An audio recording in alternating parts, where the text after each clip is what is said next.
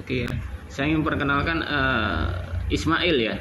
Menurut sejarah ya, kita harus ketahui dulu ya. Ini adalah bagan ya tentang asal mulanya negara itu ada ya.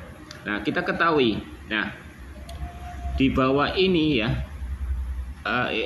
ini adalah keturunan dari Noah yaitu Ham ya. Ya, Ham itu keturunannya adalah Seba dan sebagainya ya. Nah, kita lihat Sem ini ya. Sem ini ya, Eber ini anaknya terbagi menjadi bentar ya, ini Ham ya. Ham ini ya. Ini ya.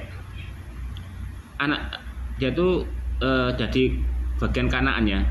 Yang kita ketahui ya bahwa Ham itu menduduki daerah kayak menjurus ke Afrika lah ya. Dan dia adalah asal mulanya Kanaan itu ya. Dan juga ini dia adalah punya keturunan ya Seba, Dedan ini Saudi Arabia. Jadi Arab itu sudah ada sebelum Ismail. Jadi Ismail itu waktu diusir dia tidak punya warisan apapun ya. Dan dia dikeluarkan dengan membawa makanan dan minuman saja ya. Dan seorang untuk mendampingi dia lah ya. Jadi dia diusir tanpa membawa apa-apa ya, tanpa warisan apa-apa. Jadi Ismail itu tidak punya apapun ya. Pada umur 13 tahun dia disunat ya. Kalau kita melihat hadis mengatakan bahwa Ismail itu menjadi nabi pada umur 18 tahun. Nah, jika 13 tahun itu dia sudah dikeluarkan, berarti Ismail itu waktu kecil sudah dikeluarkan sebelum umur 13 tahun dan sebelum dia disunat ya. Jadi dia sunat tuh sunat sendiri, bukan dari Abraham yang menyunatkan. Beda Iskak disunatkan oleh Abraham ya. Karena menurut perintah ya bahwa keturunan Yahudi itu ya dari Ishak ini akan melahirkan suatu raja yang besar ya. Dan berkat-berkat Abraham tercurah pada orang Israel ya, dari keturunannya Ishak itu tadi ya. Nah, itu sunat. Nah, mungkin karena itu Ismail mendengar adanya sunat itu dia menyunatkan dirinya sendiri. Karena dia merasa dia juga bapakku ya. Jadi dia nyunat sendiri. Berarti bukan Abraham yang menyunatkan ya, yang kita ketahui ya. Dan Arab itu sudah ada ya. Bahkan di Joktan ini ya. Ini ada di Arabian Tribes ya. Tapi Arabian Tribes bukan Saudi Arabia ini ya. Jadi Ismail ini ya, ini Abraham, ini Ismail ya. Ismail itu terdiri dari 12 suku ya. Nabayot, Kedar, Abdil, Mibsam, Misma, Duma, Masa, Hadar, Tema, Jetur, Nepis, dan Kedema. Ya. Ini Iskak dan ya Iskak ya. Jadi kita kembali lagi ini ya.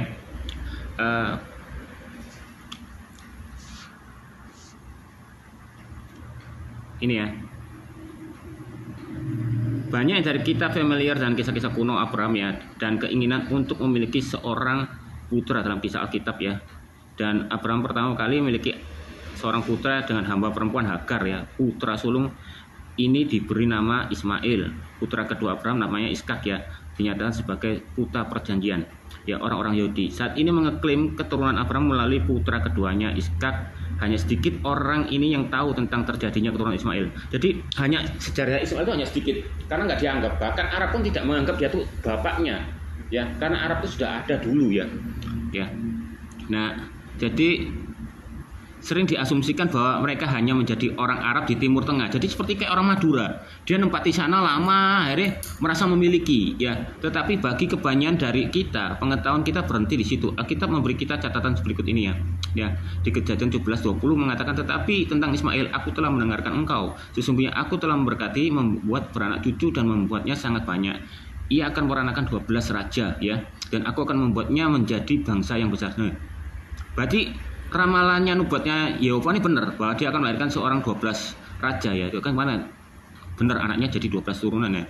Inilah keturunan Ismail ya, anak Abraham yang dilahirkan bagi Abraham oleh Hagar perempuan Mesir, hamba perempuan Sarah. Inilah nama anak-anak Ismail menurut nama mereka menurut urutan kelahiran ya. Anak sulung Ismail adalah Nebayot, Kedar, Abel, Ibsam, Misma, Duma, Masa, Hadad, Tema, Yetur, Nafis, dan Ketma. Itulah anak-anak Ismail. Inilah nama-nama mereka menurut kota-kota dan perkemahan mereka. 12 raja menurut suku-suku mereka ya, di Kejadian 25 ayat 12 ya.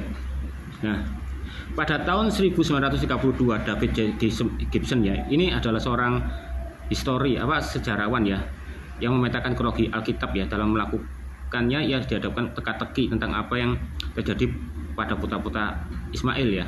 Untuk melengkapi kronologi ia pencariannya seumur hidup untuk jawaban atas pertanyaan ini. 10 tahun setelah kematiannya, putra dan Gibson menerima tantangan itu ya, terbang ke Timur Tengah untuk melanjutkan pencarian. Pencarian itu telah berlangsung lebih dari 30 tahun dan telah membawanya ke banyak bagian terpencil di Arabia, dan telah ditinggal di empty quarter of Arabia, mendaki pegunungan Yaman, tinggal di antara Hawetat di selatan Yordania, dan lintas gurun-gurun yang membara di Saudi.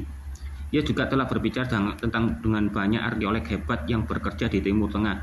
Ia telah meneliti banyak buku dan tesis ya untuk mencari jawaban atas pertanyaan ini. Di bawah ini adalah ringkasan singkat ya, dimulai oleh ayah dan apa yang dilanjutkannya oleh Daniel. Jadi ini sangat otentik ya, karena ini dia ada orang sejarawan ya, menyelidiki sampai anak-anaknya pun ikut menyelidiki ya, perkembangan Arab itu gimana dan apakah Ismail itu berada. Nah, pemahaman Muslim ini tentang asal-usul suku Badui ya diuraikan dalam bagan di bawah ini. Beberapa sarjana Alkitab mengidentifikasi kata Muslim sebagai cokotan Alkitab ya. Kita lihat di sini ya. Ya. Abraham melahirkan Ismail ya 12 anak tadi ya. Ya. Catatan Alkitab tentang Ismail memberi kita nama-nama 12 putra tersebut, tetapi tidak ada petunjuk tentang bagaimana mereka mungkin terhubung dengan suku Badui modern. Daftar ini ditemukan dalam Kejadian 25 dan kemudian diulang dalam 1 Tawarik 1:29 ya. Dan inilah keturunan mereka, anak sulung Ismail, Nebayot, Kedar, Adbel, Mibsam, Misma, Duma, Masya, Hadad, Tema, Yetur ya. Nafis dan Kedema itu adalah anak-anak Ismail ya. Dan anak-anak ini akhirnya menikah, punya anak ya. Dan mulai anak-anak ini suku terbentuk ya. Suku ini membentuk bangsa-bangsa yang tinggal di Hawila sampai Syur, dan dari Mesir sampai ke Asyur. Keturunan Ismail ini bukan satu-satunya suku di gurun Arabia. Suku-suku lain muncul dari sumber-sumber lain ya. Jadi selain dari Ismail, berapa dari mereka menjadi orang-orang Arabia Selatan, yang lainnya mengembara dan menetap di Arabia. Untuk kronologinya lihat di bagan yang tadi ya. Kalau Arab itu sudah ada zamannya, sebelum zamannya Ismail. Kita masuk ke 12 putra Ismail yang mencoba menentukan apa yang mungkin terjadi kepada mereka di bawah ini. Nah ini Nabayot ya. Ini Nabayot, ini adalah putra sulung Ismail ya. Nabayot lebih banyak ya daripada informasi tentang putra sulung lainnya ya, karena Nabayot itu lebih banyak historinya daripada yang lain-lainnya ya, anak-anak yang lain. Dalam Alkitab ya, Kedar dan suku Nabayot terkenal sebagai peternak domba. Itu bisa dilihat di Yesaya 60 ayat 7. Nama mereka sering ditemukan bersama dalam catatan Asyur. Bayangkan Yesaya 27 sudah mencatatkan ini ya. Ya, berarti tidak bohong ya. Nebayot ya secara khusus disebutkan oleh sejarawan Yahudi Josephus. Ya, Josephus ini adalah sejarawan Yahudi ya yang nggak percaya Yesus loh ya. Tapi dia menuliskan bahwa Yesus disalibkan ya dan hidup bangkit ya.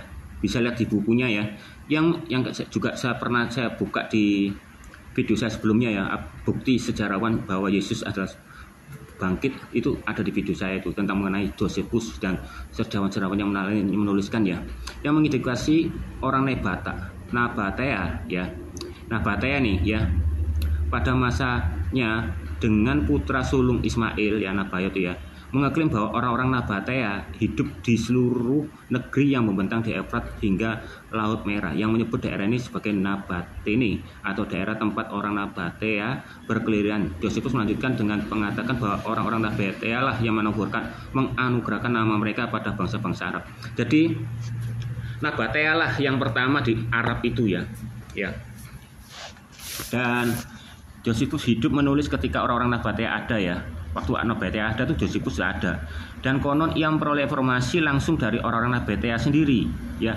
Orang Nabatea berbicara dan menulis dalam bentuk bahasa Arab kuno, dan dengan demikian mereka sering disebut sebagai orang Arab ya oleh para sejarawan Yunani dan Romawi. Nah, Nabatea ini bukan keturunan dari Ismail ya, sudah ada sebelumnya ya. Sebelum laporan Josephus, catatan Asyur memberitahu kita tentang Raja Asyurbanipal ya 668 sampai 663 sebelum Masehi yang berperang dengan Nabateans of Arabia. Kemudian pada 703 sebelum Masehi, sekelompok orang-orang Kaldea dan suku-suku tetangga memberontak terhadap Senakerib ya, penguasa Asyur. Catatan kuno Tiglat-Pileser III yang mencantumkan di antara para pemberontak suku Harganu mungkin keturunan Hagar ya.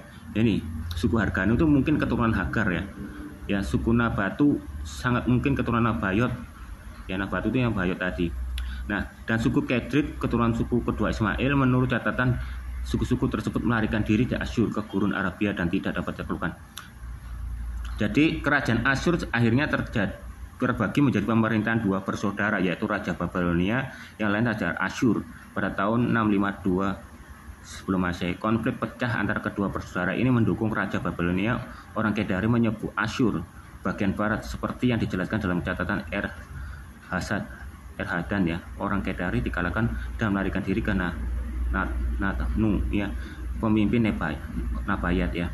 Demi keselamatan kemudian orang Kedari dan Nabayat menyerang perbatasan barat Asyur, tetapi kembali dikalahkan. Setelah dikalahkan, putra Natanu Nahuru dinyatakan sebagai pemimpin Nabatu ya. 300 tahun kemudian Papyrus Zenon dari tahun 2519 sebelum Masehi menyebutkan bahwa suku Nabatu memperdagangkan kemenyan ya, Gerhan dan Minaean ya, dan mengangkutnya ke Gaza dan Suriah. Mereka mengangkut barang-barang mereka melalui pusat-pusat suku Kedarit di Arabia Utara ya, jauh Taima, Tembikar, Nabatea awal juga ditemukan di lokasi Teluk Persia sepanjang pantai Arabia Saudi dan Bahrain, Tuwai, Subasya, dan Anjawan ya. Ada pula referensi kuno tentang suku Nabatu yang tinggal di sepanjang tepi barat semenanjung Arab ya dan Sina ya. Suku Nabatu ini adalah bajak laut yang berlayar di Laut Merah menjara kapal dagang. Kemudian mereka mendirikan pangkalan ya di beberapa pelabuhan termasuk kota pelabuhan Aila sekarang Aqaba yang berjarak 120 km dari Petra saat ini ya. Sementara sebagian besar dari kita beranggapan bahwa suku Natabatea lah adalah orang yang mengangkut barang di padang pasir dengan khalifah unta. Semakin jelas terlihat bahwa suku Nabatea juga merupakan masyarakat yang berdagang melalui laut. Catatan sejarah menunjukkan dengan jelas bahwa pada tahun 586 sebelum Masehi ketika orang Edom mulai berimigrasi secara bertahap ya utara ke tanah-tanah Yahudi loh ya, orang Edom ya, yang telah dikosongkan oleh Nebukadnezar. Suku-suku Arabia juga mulai bergerak di utara. Dari kota pelabuhan mereka Aila Aqaba hanya butuh berapa langkah singkat ke pedalaman bagi suku Nabatu untuk menduduki tanah orang Edom yang cepat kosong dan akhirnya menjadikan jantung kekaisaran Nabatea. Meskipun kronologinya belum jelas, tampak sebagian orang Edom tetap tinggal. Mereka yang berimigrasi ke Yudea dikenal sebagai orang Idumea. Mereka adalah sebagian orang yang menentang orang Yahudi selama pembangunan kembali bait suci Yerusalem. Nah ini itu Edom ini ya, sudah tetap tinggal di imigrasi di Yudea ya, dikenal sebagai orang Edomedia, tapi dia menentang orang Yahudi selama pembangunan kembali bait suci Yerusalem. Sudah boleh tinggal tapi melarang ya. Dan kemudian pembangunan kembali tembok kota Yerusalem di Bahan Nehemia ya. Seiring berjalannya waktu, suku Nabatea membangun peradaban yang mengagumkan. Berdasarkan perdagangan ibu kota pada awalnya adalah kota Petra yang terletak jauh di pegunungan batu pasir di selatan Yordania. Kemudian kota Bosra di selatan Suriah juga berfungsi sebagai kota kerajaan. Suku-suku Nabatea membangun beberapa kota lain di Negev, di wilayah utara Arab Saudi modern dan wilayah lain di Yordania modern. Pada tahun 106 Masehi, suku Nabatea menyerahkan kekaisaran mereka kepada Romawi dan akhirnya ciri khas suku Nabatea mereka pun hilang ya. Memang suku Nabatea ini sudah musnah ya. Padahal dia tuh yang menduduki pertama di Arab itu ya. Yang dijuluki juga Arab juga. Nah, pohon Kedar itu seperti yang telah disebutkan, putra-putra Kedar dikenal orang Kedar. Orang-orang Kedar kekuatan militernya utama putra-putra Ismail ya. Jadi Kedar ini termasuk putranya Ismail ya. Dan para pemanahnya yang berbakat itu sesuai dengan Yesaya 21 ayat 16 ya. Yeskiel 27 dan 21 mengaitkan Arabia dengan semua pangeran Kedar yang menunjukkan sebuah konfederasi di bawah kepimpinan mereka. Bangsa Kedar terus menerus berkonflik dengan bangsa Asyur, Neo-Babilonia, Persia, dan bahkan Romawi menyadari pentingnya menguasai rute perdagangan di Arabia Utara yang berada di bawah kekuasaan bangsa Kedar dan kemudian bangsa Nabatea ya. Lawan Nehemia, Gesem orang Arab telah diidentifikasi sebagai salah satu raja Kedar dari pertengahan abad ke-5 sebelum Masehi berdasarkan sejumlah tradisi Arab Utara ya. Mengenai agama mereka, praktisi Asyur memberitahu bahwa Senakerib menangkap beberapa dewa Arab di kota Kedar di rumah. Dewa utama adalah Astarsami Main ya, atau bintang fajar ya. Surga padanan dari Isatar dari Mesopotamia ya. Itu yang mendirikan itu adalah Kedar ya. Dan juga ada dewa juga Liga suku pemimpin orang Kedarit dikenal sebagai Konfederasi Artamasamain. Dan pemuja mereka dipimpin oleh serangkaian ratu pendeta wanita di Duma. Dua dewa mereka yang lain terdiri dari Dai, Nuhai, Ruldai atau Ruda, Abirulu dan Atar Kuruma. Grafiti batu dalam bahasa Tamudik mengungkapkan bahwa Ruda dikenal sebagai bintang senja. Ini bintang senja ini juga termasuk seperti Aluza ya. Atau Aluza wa Alata ya, itu juga dari bintang senja. Kalau Allah kan Al-Ilah, Allah itu kan Dewi bulan sabit ya, makanya di Islam itu ada bulan sabit sama bintang ya. Dan Nuhai ini adalah dewa matahari ya. Dan mereka disembah selain Atar Samaim, bintang fajar ya. Herodotus pada abad ke-5 sebelum Masehi mendikasi dua dewa yang disembah oleh orang-orang Arab. Jadi yang ini bukan pagan-pagannya orang Yahudi, ini pagan-pagannya orang yang didirikan oleh Kedar ini ya, yang juga ambil dari Nabatai ya. Yang mungkin Ruda diidentifikasi oleh McDonald di Arabia Utara milenium pertama sebelum Masehi 1360, dan Dewi Langit yang dikenal sebagai Alat ya, Alata ya. Kemudian Alat disebut dalam bentuk maskulin sebagai Allah. Jadi Alat ini disebut maskulinnya Allah ya. Jadi seolah-olah Allah itu adalah seorang pria, padahal aslinya itu adalah Dewi Bulan. Makanya mengatakan bagaimana mungkin Allah mempunyai anak kalau dia tidak beristri. Jadi ibaratnya bagaimana mungkin Budi punya mobil sedangkan dia tidak bekerja. Nah itulah, itu kan menandakan bahwa menandakan tidak punya ya. Itu menandakan bagaimana kok dia punya anak padahal dia nggak beristri. Berarti dia perempuan, dia bisa melahirkan ya. Nah, suku Kedar disebutkan dalam beberapa bagian Alkitab selalu sebagai pengembara. Mazmur 120 ada seruan kesedihan sang pembicara telah melarikan diri ditinggal di suatu tempat bernama Mesek di kemah-kemah suku Kedar dalam Yesaya 42:11 ya. Berarti ini mengakui sejarah ini sesuai dengan di Yesaya 42:11. Berarti nggak ada kontradiksi Alkitab itu. Alkitab itu sejarah ya. Kedar disebutkan dalam sebuah nyanyian pujian dalam Yeremia 4:10 ya. Anak-anak Israel dinasihati untuk memeriksa dengan Kedar dan melihat apa yang merupakan hal yang biasa bagi suatu bangsa untuk meninggalkan dewa-dewa mereka dan beralih kepada yang lain. Di Yeremia 49:28 ya. Menyajikan kepada kita sebuah nubuat tentang terhadap Arabia, Hasor dan Kedar yang meramalkan bahwa Nebukadnezar seorang raja Babel akan menghancurkan mereka. Yeskiel ya adalah ratapan atas kota Tirus. Bagian ini menyebutkan bahwa Arabia dan para pangeran Kedar memperdagangkan domba jantan dan kambing dengan Tirus ya di pertengahan abad sebelum Masehi ya. Dan suku Abadel sering diidentikan dengan orang-orang tanah Arubu yang menjadi bawaan Tiglath-Pileser. Ya tadi ya, ini menceritakan bahwa Ismail itu tidak punya tanah, punya apapun. Dia tinggal di padang gurun ya.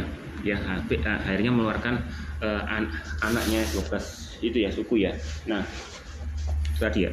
Jadi yang mengatakan Ismail adalah bapaknya Arab itu berarti bodoh ya, karena dia nggak belajar sejarah. Karena di sini sedangkan sejarawan pun ya tidak mengakui Ismail itu adalah bapaknya Arab ya.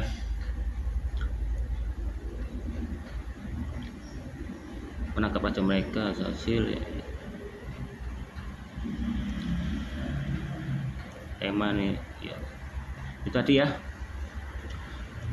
Kita sudah mengetahui ya asal mulanya. Terima kasih.